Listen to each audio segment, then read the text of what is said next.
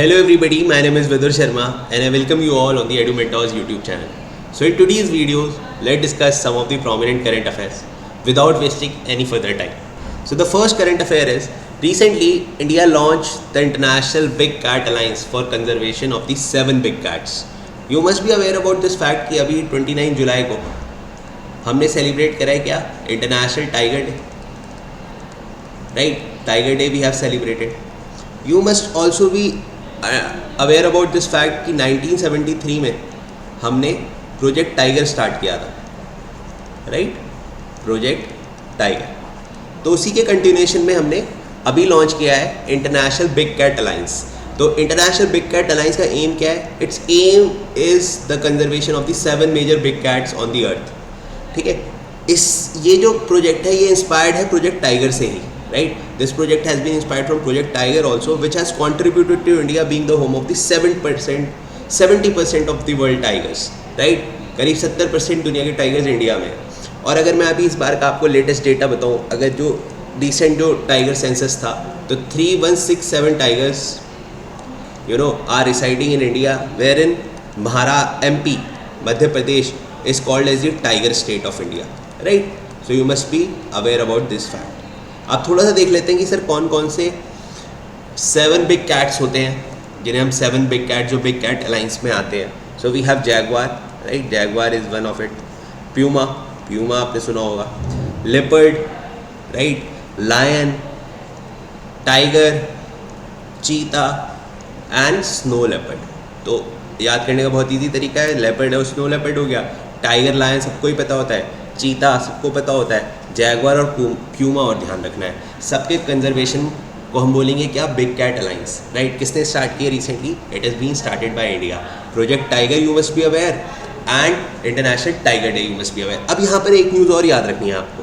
The news is that recently India में जो project tiger start हुआ था, जैसे मैंने बताया 1973 में हुआ था, फिर उसके बाद इंडिया में 1992 में प्रोजेक्ट एलिफेंट स्टार्ट हुआ था, राइट? पर अभी इस साल क्या करा है, यानी कि 2023 में क्या करा है? दोनों प्रोजेक्ट टाइगर और प्रोजेक्ट एलिफेंट को मर्ज कर दिया गया है, right? So both this project has been merge so that dedicated आपका प्रोटेक्शन स्टार्ट हो जाए. ठीक है, वो थोड़ा एक तरीके से ऑपरेशनल कॉस्ट कम हो जाती है और डिसीजन मेकिंग अच्छी हो जाती है मर्ज करने से. तो इस वजह से इस प्रोग्राम को मर्ज कर दिया गया है, right? So all these things are important. Now let's move forward, आगे चलते हैं. Meri Maati Mera Desh campaign recently government of India ने डिसाइड करा है लॉन्च करने के लिए. क्या? मेरी Maati Mera Desh campaign. It is the campaign that will be take place during time of the independence day. As you all know 15th August is coming, right? तो independence day को Meri Maati Mera Desh campaign, and the aim of this campaign is to honour the martyrs, the brave hearts of the country. ठीक है, तो recently अभी मन की बात programme में PM Modi has come with this programme known as a Meri Mati Mera Desh, to honor the brave hearts, to honor all those people who have sacrificed their life for our country, right? तो मेरी Maati Mera Desh campaign. अब यहाँ पर ध्यान रखना है, अभी 26 जुलाई को we have celebrated what? विजय दिवस, right? विजय दिवस has been celebrated on 26 July to celebrate the martyrdom and to celebrate India's victory over the Pakistan during the Kargil war, right? उसके अलावा आपको ध्यान रखना है that PVC Param Vir Chakra this is the highest gallantry award given in India. ये highest gallantry award है, and till today only 21 brave hearts are been honored with the Param Vir Chakra. So you should also know about the Param Vir चक्र because हम martyrs, brave hearts की बात कर रहे हैं. And the first Paramvir चक्र awardee of India was Major Somnath Sharma, right? Major Somnath Sharma. So this point also you have to remember. चलते हैं आगे to the next current affair. Let's see what is the next current affair. You can also see this creative मेरी माटी मेरा देश. It will be starting from 15th August 2023, right? Now let's move forward. आगे चलते हैं. Recently the government has launched urea gold for the farmers. You must be aware about this fact कि जब 1966 post 1966 India में launch होता है green revolution, right, green revolution. The idea of green revolution is to introduction of high yield variety seeds, right. The idea of green revolution is to increase chemical fertilizer,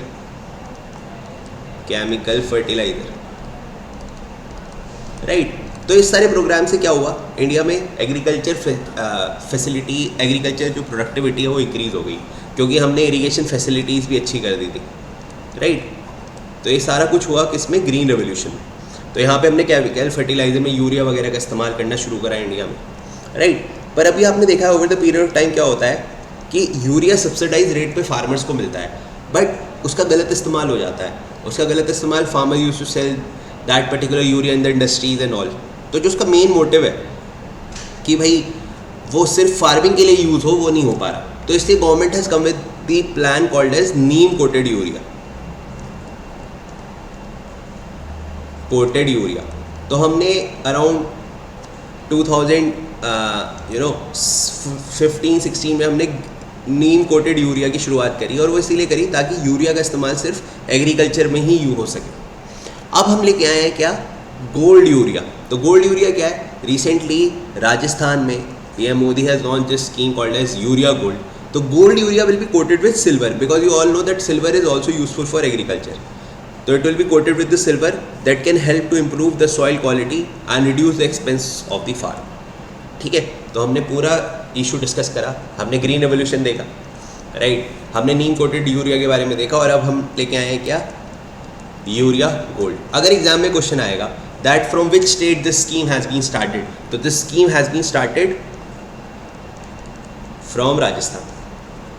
तो राजस्थान में अभी recently कौन सी scheme start हुई है, आपकी urea gold, right. So this thing you have to remember. तो urea gold is basically what, it is basically the sulphur coated urea. तो जिस पे सल्फर कोट होगा जिस यूरिया पे, that is called as urea gold. It will help farmers to increase their fertility, right. तो उससे उनकी ओवरऑल इनकम भी इंक्रीज होगी, right. Now let's move forward, आगे चलते हैं. Recently our prime minister has inaugurated Bharat Mandapam. अभी भारत मंडपम क्या है, ठीक है, अभी न्यू दिल्ली में रिसेंटली इनॉग्रेट हो रहा है. On a recent occasion prime minister Narendra Modi inaugurated a newly revamped Pragati Maidan complex इन दिल्ली. तो अभी आपको पता है G20 समिट होने वाली है, तो G20 समिट की तैयारियां हो रही हैं दिल्ली में, है ना. तो दिल्ली में बहुत फेमस प्रगति मैदान था जहाँ पे इंटरनेशनल ट्रेड फेयर वगैरह भी लगता रहता है. तो here only you know PM Modi has unveiled the impressive international exhibition cum convention centre, तो IECC also known as Bharat Mandapam, right. तो IECC को ही भारत मंडपम बोलते हैं, that is basically international exhibition cum convention centre, right. It is set to become largest conference and the exhibition site in India. India की सबसे बड़ी conference और एग्जीबिशन साइट होने वाली है, and will be the venue of the what, as I said, it is a venue of the G20 summit that will be commence, by in September, December, right. So all these point you have to remember. अगर exam में question है कि G20 की establishment कब हुआ है, तो G20 got established in year 1999. अगर क्वेश्चन है 2022 की G20 समिट कहाँ पर होस्ट हुई थी, so it was hosted in Bali. You must be aware that is in Indonesia, right. 2023 की कौन होस्ट कर रहा है, 2023 की होस्ट कर रहा है आपका India, and precisely new Delhi, ठीक है. तो Bharat Mandapam you have to remember, इसकी अभी ओपनिंग हुई है कहाँ पर, दिल्ली में.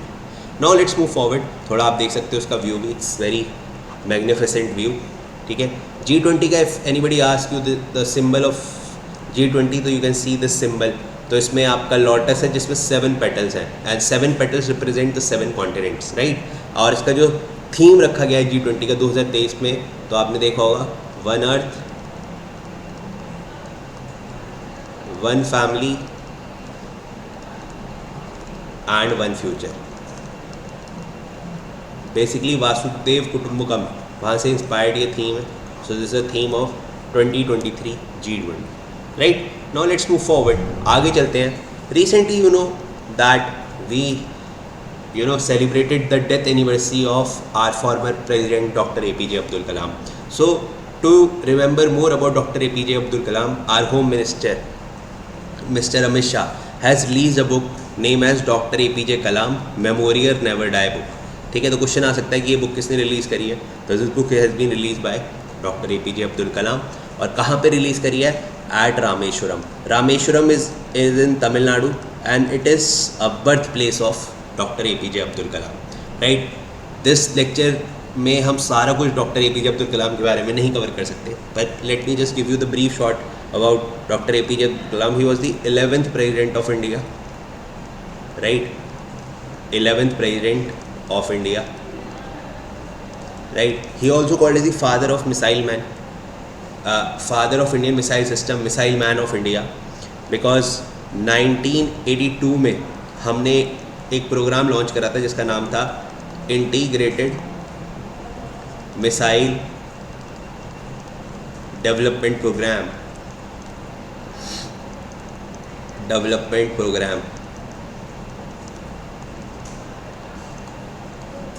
तो ये जो इंटीग्रेटेड मिसाइल डेवलपमेंट प्रोग्राम है, ये किसने लॉन्च करा है? डॉक्टर APJ अब्दुल कलाम ने, जिसमें हमने अग्नि, पृथ्वी, नाग, त्रिशूल, ये मिसाइल सिस्टम्स डेवलप करे.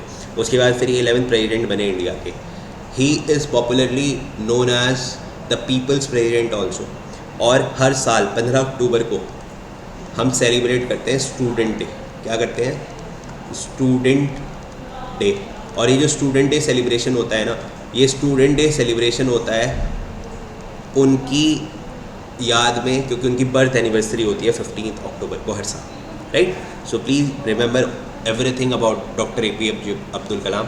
So this is a book release function, right? 11th President of India, and he also,